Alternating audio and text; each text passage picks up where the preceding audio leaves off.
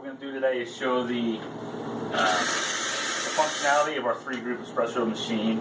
Today's date is February 24th, 23rd, something like that, 2014. And it'll be on auction this week on Capital Online Auctions.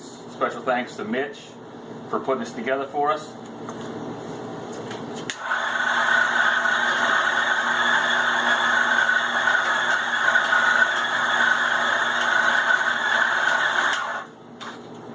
Okay, this grinder is also available on his auction. And this espresso machine, we've had it serviced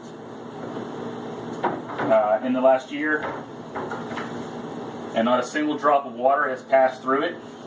That hasn't run through a filter and a softener. Again, that filter and softener also on Mitch's auction. Again, CapitalOnlineAuctions.com.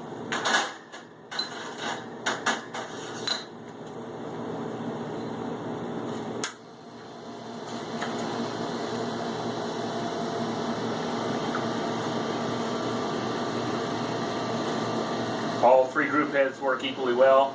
You have your steam wand here.